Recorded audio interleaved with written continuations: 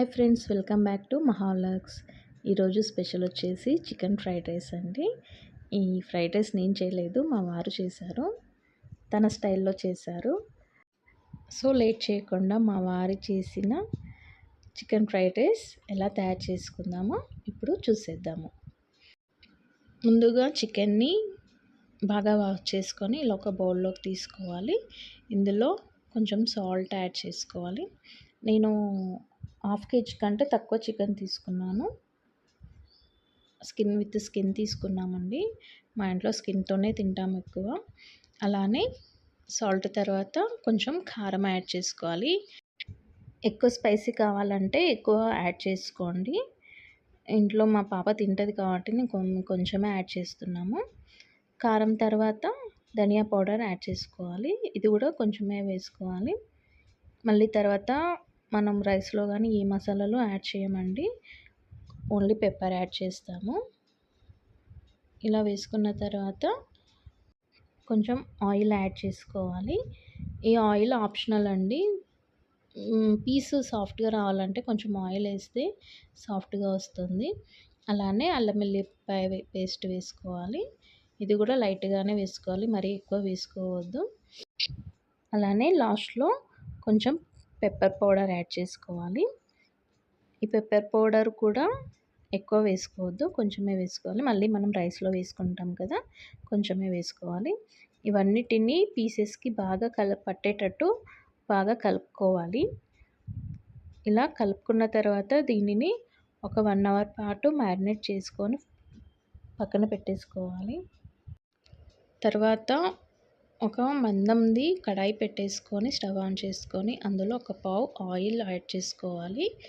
ఈ ఆయిల్ కొంచెం వేడయ్యాక ఇలా స్ప్రెడ్ చేసుకొని ఇందులో ఎగ్స్ యాడ్ చేసుకోవాలి.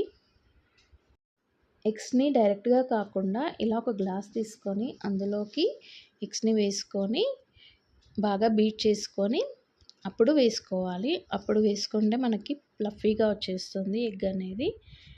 ఇప్పుడు ఇలా బీట్ చేసుకున్న తర్వాత ఎగ్స్ని ఆయిల్లో వేసేసుకోవాలి. ఇలా వేసుకున్న తర్వాత కొంచెం ఇలా అటు ఇటు అడ్జస్ట్ చేసుకుంటూ ఒకేసారి కలపకుండా ఇలా ఒక్కోసారి ఇట్లా ఫ్లిప్ చేసుకుంటూ కలుపుకోవాలి. అప్పుడే ఎగ్స్ మనకి ముక్కలు ముక్కలుగా వస్తాయి, లేకపోతే పొడి పొడి అయిపోతుంది. ఇలా చూపించిన విధంగా ఇలా కట్ చేసుకున్నాక ఇందులో మనము కొంచెం కారం యాడ్ చేసుకోవాలి. కారం వేసుకున్నాక ఒకసారి కలుపుకోవాలి. ఈ కారం మనము మళ్ళీ యాడ్ చేయము అన్నంలో కూడా. ఇప్పుడు అన్నంకి సరిపడా వేసుకోవాలి. కారం వేసుకున్న తర్వాత ఇందులోనే కొంచెం పెప్పర్ పౌడర్ వేసుకోవాలి. ఎగ్స్కి పట్టాలి కదా, అందుకనేసి కొంచెం పెప్పర్ పౌడర్ యాడ్ చేసుకొని ఇది బాగా కలుపుకున్నాక ఎగ్స్ని ఒక ప్లేట్లోకి షిఫ్ట్ చేసుకోవాలి. ఇలా ఎగ్గునంతా ప్లేట్లోకి షిఫ్ట్ చేసుకొని పక్కన పెట్టేసుకోవాలి. తర్వాత అదే కడాయిలో ఇంకొంచెం ఆయిల్ వేసుకొని మనం ముందుగా మ్యారినేట్ చేసి పెట్టుకున్న చికెన్ని దాంట్లో వేసేసుకోవాలి. ఆయిల్ కొంచెం తక్కువనే వేసుకోండి, ఎందుకంటే ఎగ్లో కూడా ఆల్రెడీ ఆయిల్ వేసి చేసాం కదా. ఈ రెండు మళ్ళీ కలిపితే అన్నంకి ఎక్కువైపోతుంది.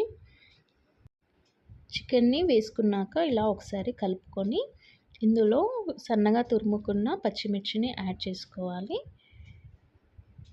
పచ్చిమిర్చి మీకు స్పైసీ ఎక్కువ కావాలనుకుంటే ఎక్కువ వేసుకోవచ్చు.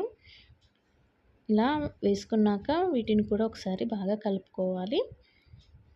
ఇది మూత పెట్టకుండా చేయాలండి ప్రాసెస్ మొత్తం. మూత పెడితే మనకి వాటరు వచ్చేస్తాయి కదా, మళ్ళీ వాటర్ వచ్చేస్తే గ్రేవీ లాగా అయిపోతుంది. సో మూత పెట్టుకోకుండానే ఫ్రై చేసుకోవాలి. ఇలా కలుపుకున్న తర్వాత ఒక 10 minutes అయ్యాక మళ్ళీ ఒకసారి కలుపుకోవాలి. ఇలా కలుపుకున్న తర్వాత ఇందులో స్ప్రింగ్ ఆనియన్ యాడ్ చేసుకోవాలి.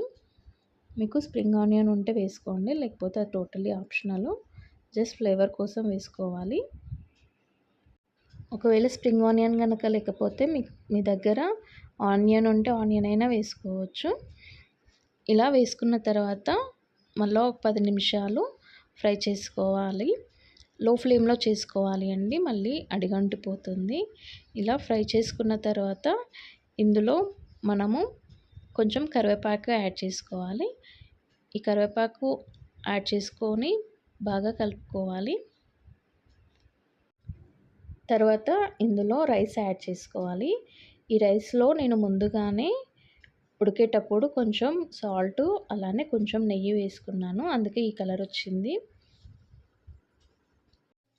ఇలా రైస్ అంతా వేసుకున్నాక ఇందులో కొంచెం పెప్పర్ పౌడర్ యాడ్ చేసుకోవాలి. నేను ఏది మెజర్మెంట్ చెప్పట్లేనండి. ఇది మా హస్బెండ్ చేశారు కదా!